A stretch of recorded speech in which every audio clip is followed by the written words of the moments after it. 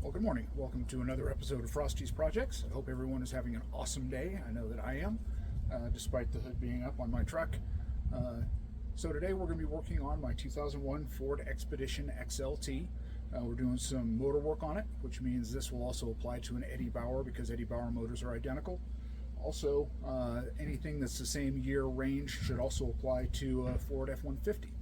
Unless your F-150 happens to have a V6 or the 4.6 liter V8. I don't think the 4.6 is the same, and I know the V6 is going to be different. So today we're going to be working on, it's called a coolant crossover component. It goes across between the two heads on the front of the motor, and I've got a little bit of a leak. It's leaking a little bit of coolant. Nothing horrible, just enough you can kind of smell it. My commute daily right now for work is about 150, 180 miles a day. And so every morning I have to put a little bit of coolant in there just to make sure. So it's not blowing out so much that I can't drive it, but it's getting to the point, especially with the weather turning. It's the first week in November. Just last week we had 12 inches of snow here in Colorado, so I'm trying to get prepared for the cold weather. And putting coolant in it every day is getting expensive. So a little word on coolant real quick, some safety stuff. The coolant that goes in a modern automobile is ethyl alcohol, predominantly a 50-50 mixed with water, so that it reduces the cooling or the freezing temperature of the water. That way, if you get below freezing temperatures at night, you don't end up, because water expands when it freezes, you don't start blowing hoses, cracking blocks, cracking heads, blowing freeze plugs out of the side of your motor, etc. But also, more importantly, during the summer, since I've been adding a little bit of coolant, and antifreeze is kind of expensive, I've just been topping it off with water. The downside of that is, by adding more and more water and less antifreeze or coolant, I've been diluting that mixture. So I've been adding some coolant once in a while, but mostly water, so now I'm kind of in that danger zone as far as freezing overnight. Also, your antifreeze also does a couple other things besides just cooling your engine and keeping your water from freezing. It also has antioxidants so that you don't end up getting rust and corrosion inside your engine and your radiator and your heater core. But it also has lubricants for your water pump, so that the bushings on your water pump don't wear out prematurely. So even if you're in a above freezing area year round, say you live in Arizona or southern Texas or someplace where it's always warm or predominantly warm, and you don't have to worry about your coolant freezing overnight, you still want to keep coolant in there because of the other properties that it has. So we're going to go ahead and tear into here. I'm going to show you where my leak is coming from, and then we'll start tearing this thing apart. Alright, so here we are underneath the hood of my Triton 5.4. As you can see, what we've got here, you can see the rusty residue. I'm going to point at it here, down in here. From time to time, it actually gets a little bit of coolant puddling right here at your fuel injector, and quite a bit. You can't really see it, but all the way down in here, which is a valley between the cylinder heads, I've actually had some puddling in there. Originally, I thought maybe it was coming from this hose clamp. It still had the factory spring C-clamp. Or spring clamp. So you can see I've swapped it out with an improved style, the typical screw style clamp, and that did not fix the problem. So if you look, there's a seam right here between the head and this metal piece here. This is that crossover part, and it comes around behind the alternator here to the other side of the motor, where we've got the thermostat housing, and below it is the other piece of that crossover. So in order to get to this, we're going to have to take a fair amount off the top, but nothing too serious. We're going to have to pull the thermostat out, and then there's a second gasket underneath that. That'll become more obvious as we move a little bit further into the project. So there will be a gasket underneath this thermostat housing cover. This is the other half of that crossover, so there will be a gasket underneath it. And again, one here on the other side underneath this guy right here. So to get this apart, we'll start by removing this cover. We'll get our intake plenum out of the way, and then we'll take a look and see what we've got.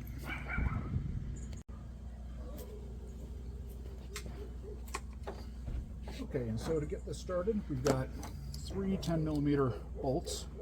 Got one guy right here.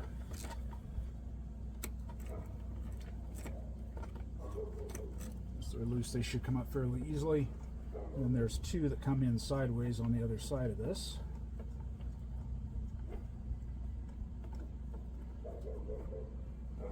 Now, I was just driving this vehicle, so it's a little warm, but nothing outrageous. But it's worthy of note that the deeper we get into this, the warmer it's going to get as far as engine temperatures. Hopefully by the time we break these cooling lines open, it'll be cooled off enough that it doesn't overboil. And this guy just lifts right off of the top there.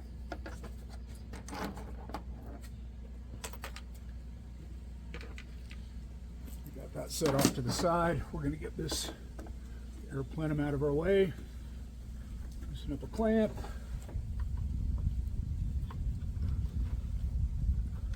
Loosen up a clamp. Got our mass airflow sensor right here. This one, the clip has been broken, but if you squeeze the tab, it still comes in. You can disconnect that right there.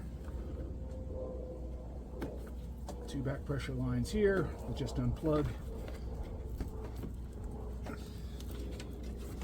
And this guy was right out of the way.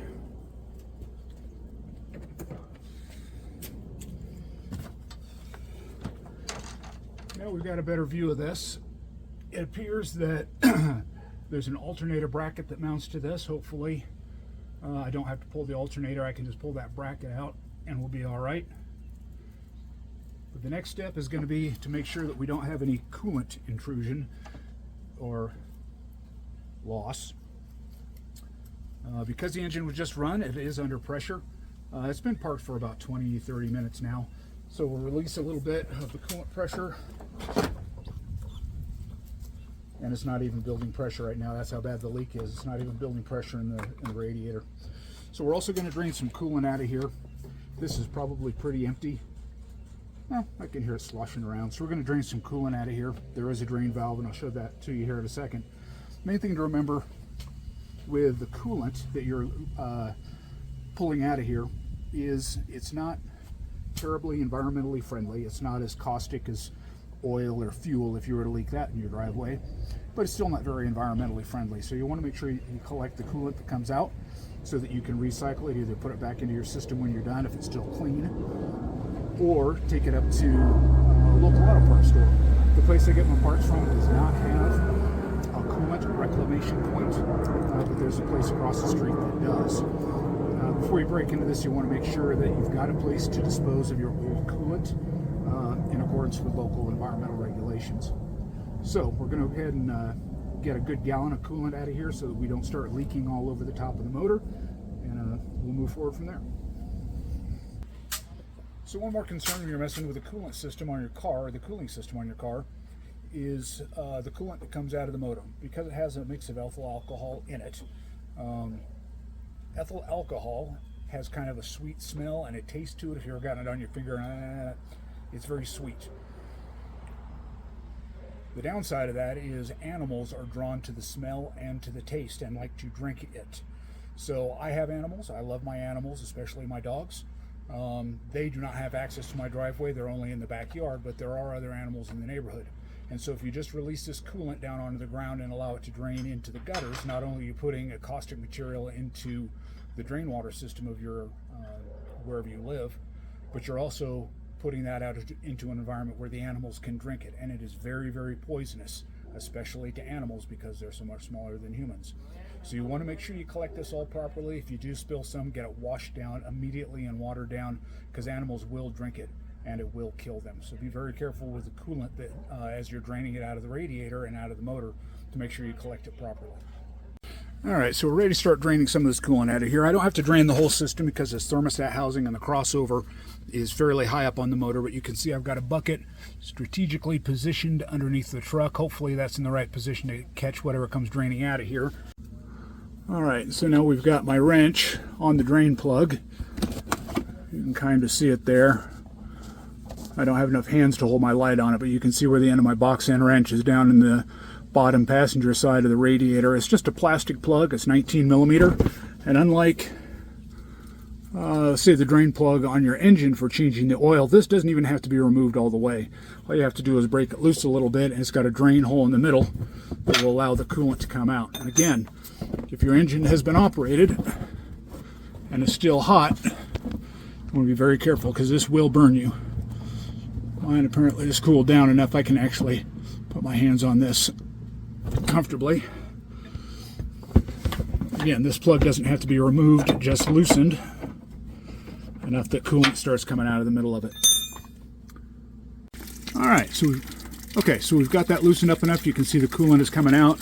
I've got my bucket in the right position to be collecting the vast majority of what's coming out. Maybe a little bit of splash off to the side. Again, we'll have to wash that down before any animals get into it, but that little bit will dilute very quickly with hose and water. Now, to make sure that we don't create a vacuum, you want to have either your radiator cap, or in this case the reservoir, take the cap off of it so that air has a place to go to replace the lost fluid. Otherwise you'll create a vacuum and it won't actually drain any fluid. Again, we don't need to drain the whole system. I think if we get a gallon out of it, we should be in good shape because all the work we're doing is right here on the top of the motor.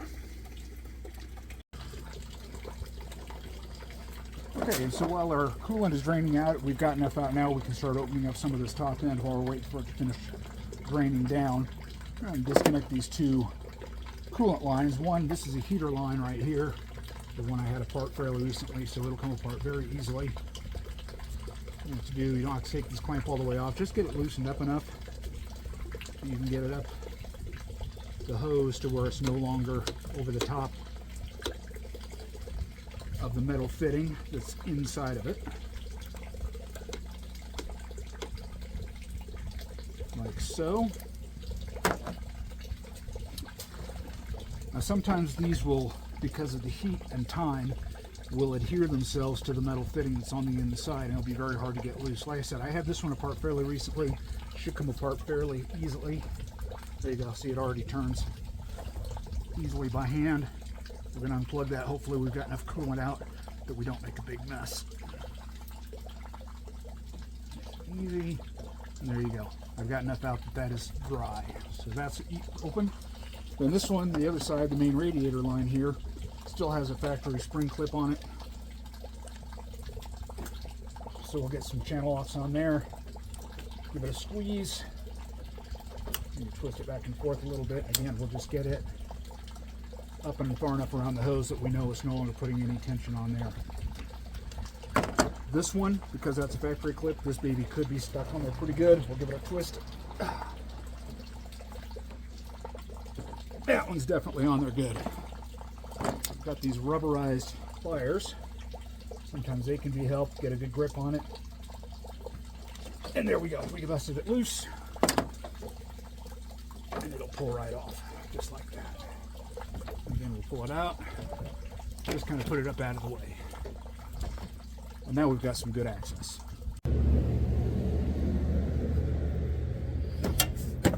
Alright, so we've got our hoses out of the way. I went ahead and I shut off that drain valve on the radiator. I have probably a good gallon out already, and clearly I'm down low enough because I didn't get water out of either one of these. So before we start taking this off, we need to look and see what else might be connected to it that'll be in our way. The obvious piece right off the bat is going to be, this is your power steering reservoir. It screws right to the top of this housing, so it's going to have to come off. I've got two bolts. It looks like there's probably supposed to be a third there that's missing from the previous owner. I probably have some of these bolts flying around, and when I put it back together, I'll put a bolt in there. I'm hoping I can just loosen the one. With this other one out, I can swing it out of the way enough that I can get to work.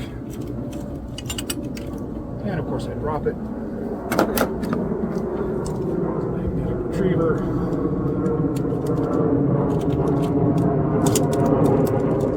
And there she is. Okay, kind of swing that up and out of the way. I like putting screws back where they came from. You can use a magnetic dish as well. I like doing this because we're going to have a bunch of different size fasteners, and that way I don't forget where they go. Over on the back side of this, we've got a bracket that attaches to the alternator. Looks like it's going to have to come out of here. These are 10mm fasteners. Appears to be 3 of them. This alternator is also mounted at the bottom, so I'm hoping just getting this bracket out of the way will suffice and I don't have to pull the alternator out. Not a big deal, but it's one less thing to do. There's one.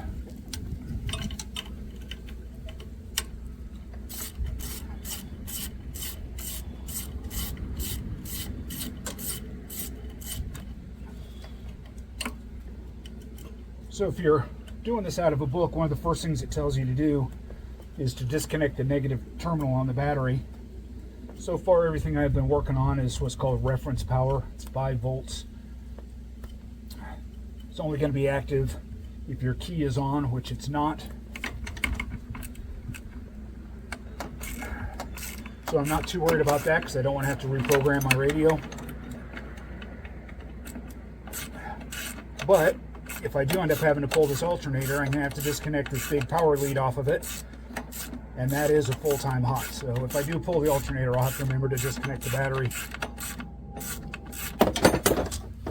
Alright, this bracket will come out of place here, and all 3 fasteners are the same length, so I don't have to worry about which one came from where. Put them back in the holes, set them off to the side.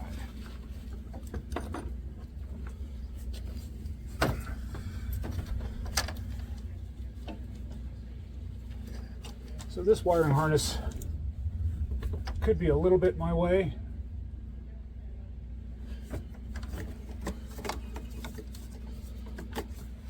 So I'm going to go ahead and disconnect it.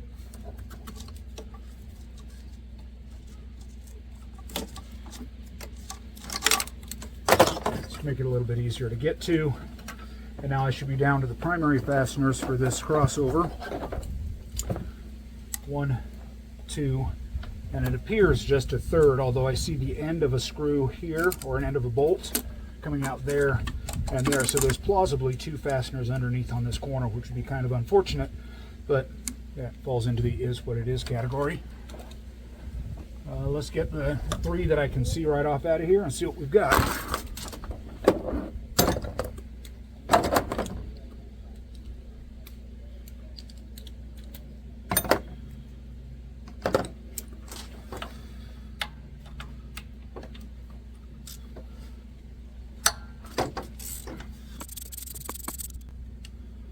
And as I pull these out, what I'm going to do, because these are very likely going to be different lengths, I'm going to lay them on different sides, kind of in the order that they came out, so I can get a handle on what I'm looking at. See what differences there are between the fasteners.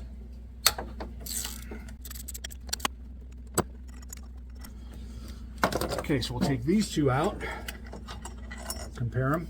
They are identical compared to the one on the other side, which is clearly shorter. So we need to make sure we remember which ones go where. Sometimes if you're just using a magnetic metal bowl, they're easy to get mixed up. You can actually take a piece of cardboard and punch some holes into it and put the bolts and draw a diagram of what it looks like, and then punch the bolts through the cardboard exactly where they go to help keep them straight. It's a trick I do all the time, especially if I'm taking, say, the timing cover off the front of the motor. And you've got a dozen, even 15, 20 different fasteners, and a lot of times they're all remarkably different, very, very different in length, even in thread size, and it's very important they go back where they came from. So I'll use a piece of cardboard, draw an outline of what it looks like, and punch the bolts through where they go. Okay, so there's your thermostat housing. Does not have a gasket. It has an O-ring at the thermostat, and I did buy a new one. Okay, I can see the seam right here. There is definitely a fastener underneath that one. Alright, so what we do have here is 2 additional fasteners. You can see the end of one coming up right here, and on the back side you can see the end of one coming up back in here. You see just the head of it if it'll focus. So there are 8mm bolts that come in from the bottom side, of course. So it'll be a little bit tricky to get to. This front one's not too bad. That back one's going to be kind of a slow boat to China. We'll be able to get it out of there, or we'll get those 2 bolts out and see if this baby will come out. Okay, that's what I'm doing here. In order to figure out what's going on, I am going to have to pull the alternator out of here. It's not a big deal. We already have the bracket off the back. So, using a 1/2-inch breaker bar or ratchet, you can see the tensioner that I'm plugged into. You can remove the tension off the pulley. Get the belt off. There's 2 bolts, one there and one there. If you don't have a safe place to lay this, again, you're going to want to disconnect at least the main power coming out of the back of the alternator, because that's positive. So you want to disconnect your battery or make sure you've got a safe place to lay this so that's not going to hit anything metal and ground out. All right, and in addition to those 2 8mm that I found over here and the one in the back, I just found 2 more. One there and one right about there. Hopefully there's not one in the back side of this as well. We'll see here in a second. All right, so we've got all the fasteners out, and what we're looking at now is we had 2 here, we had 2 underneath here, and 1 underneath over here. And on this one, we had the 1 big one on top, a small one underneath here, a small one underneath all the way in the back, and as it turns out, there was 1 underneath here. It appears the only way to get to the head of that bolt would have been to pull the intake manifold, which I am disinclined to do, so I drilled it out. Let's see what that looks like. Hopefully we can come up with a fix for that once we get this all apart. With all the fasteners out, we should be able to grab a hold of this, and it should lift right out, just like so. If we look down in here, that's the gasket that I believe failed. You can see how it's blown out on one side. I have to get this cleaned up and look at it a little closer, but that definitely is where I was leaking from, right there. And on the other side, it appears to be in pretty good shape. We'll know better when we get it out and cleaned up. Okay, so here we are back underneath the hood on the Ford Expedition. And you can see I've gotten both sides all cleaned up. I just used some penetrating oil and then wiped it down with some lighter fluid with a real clean cloth. But you can see this is definitely my failure right there. What would make this plastic, because it's the intake manifold, that is just plastic, what would make it break like that, I have no idea. So if I were working in a professional shop, this would be easy because I'm spending somebody else's money. I would let them know, hey, you need a new intake manifold. This is how much it's going to cost for the parts. This is what it's going to cost for the labor, and we'd be done with it. But I'm not spending somebody else's money. I'm spending mine. So I have what I hope will be a good fix for this. It's a product I've used before. This is Steel Stick by JB Weld. It comes under another name. I want to say it was Magnum Steel or something along those lines. It's a 2-part epoxy about the consistency of silly putty. And you mix the 2 halves together, and I've used this successfully on wood and plastic and metal. It sets up hard enough you can actually drill and tap threads into it. So I've used it on a bunch of different, both in an oil-based environment, a gas-based environment to fix a gas tank on a lawnmower. This stuff is impervious to just about anything you use it on. So I'm going to go ahead and mix up a little batch of this stuff, get it in there and see if I can get it to adhere, create a fresh groove for the new gasket, and hopefully this works out. All right, so this is our product right here. You can see it comes in that tube. You've got a dark gray and a light gray piece to this, just kind of in one log. And you take this and a sharp knife, being careful not to cut yourself, and you cut off about as much as you're going to need, thusly.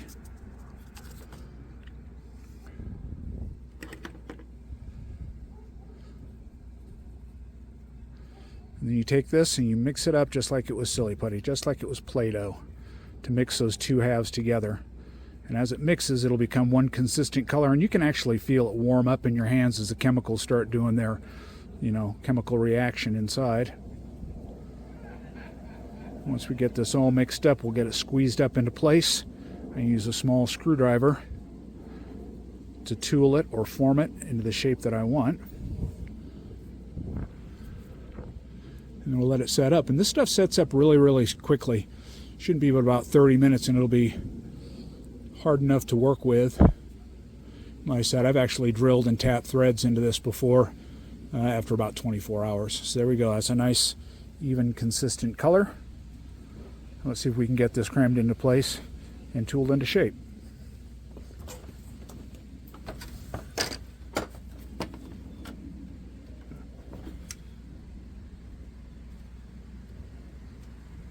This is going inside the cooling jacket.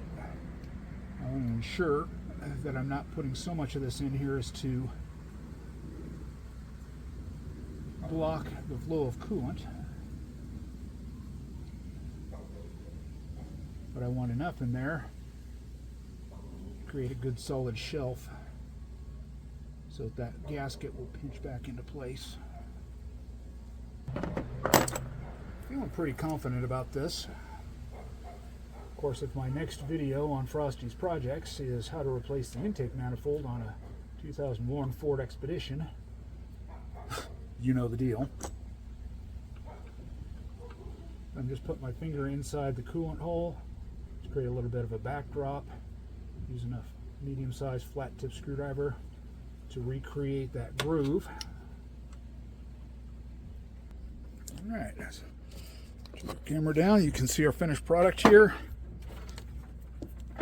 Like I said, all I was doing was holding my finger on the inside and then using my flat tip screwdriver along in the groove to push it down in. We want to make sure that nothing is higher than that surface so that the crossover pipe or manifold will sit down flush. A little bit of that product right there. Want to get it out of there. All right, we'll let that set up and we'll get this thrown back together. All right, so we're back up here. We got these all cleaned up. My repair there has set up nicely. It's been about, I don't know, almost an hour now. I've got a new gasket in place. I've taken a wire wheel and I've cleaned up all my contact surfaces, and we're ready to start putting this thing back together. So some of these bolts go through the plastic intake manifold and into this crossover manifold, and some of them go all the way down into the head. So I want to make sure I start all of these before I tighten anything. A couple of these will be easier to put together now that I don't have an alternator in the way. Okay, so those are all snug and a nice little tight.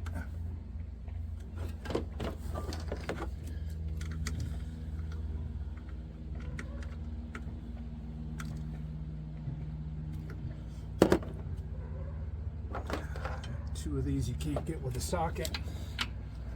Okay, this guy goes there.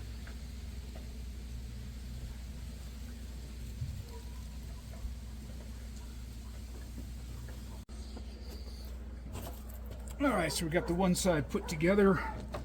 Got the thermostat housing right here. We're going to pop into place. These wires came underneath and came up through in a sneaky way. Plugged in there, and there. There's one around the back side then. That wire goes there. Yep, that looks right. Just like so. Let's have the two long bolts. Like it says, these are 15 to 22 foot-pounds.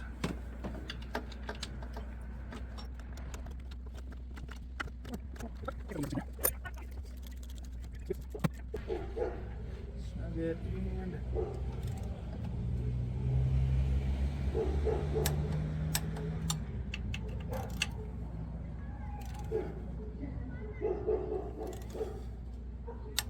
click. One more.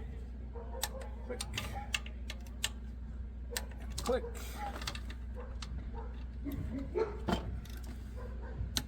And a click. Okay, so I think the next easiest thing we start putting hoses back in is going to be to get our alternator back into place. We clog the works up with a bunch of hoses.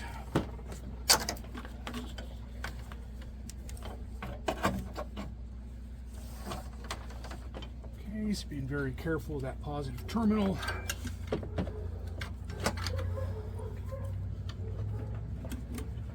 Bring these back down in like so.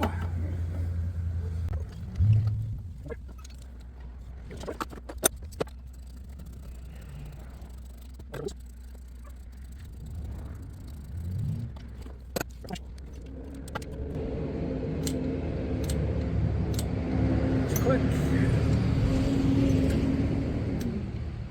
Nice click. Remember, this alternator has a bracket in the back with 3 bolts. Alright, so as you can see, we've got the Triton put all back together. I was hoping to video a little bit of it going together even if I sped it up, but I had a critical tripod failure. But everything's back together. Of course, I got the serpentine belt put back into place. I got everything hooked up. I had 3 electrical connectors, the mass airflow, and 2 underneath there. Those are reconnected. So everything's back on. I double check the drain plug, made sure that it was tightened up before I started adding coolant. I've added it to the full mark for now, but as soon as we start it, it's going to cycle some of that water through, and that level's going to go down. So we'll go ahead and fire it up, double check the coolant level, and we should be good to go. All right, so I've intentionally waited a little bit to do a conclusion to this video because I wanted to put some miles on the truck. I've got about 1,500 miles on it now since the repair. I wanted to wait because I wanted to make sure that the 2 pieces that I wasn't really happy with were going to hold up the test of time. One was the epoxy repair to the plastic intake manifold, and also the fact that I had to drill out one of the bolts because of access, and I couldn't replace that bolt. I had to leave it out. So I wanted to make sure that that those 2 were going to those 2 issues were going to have some longevity before I declared success.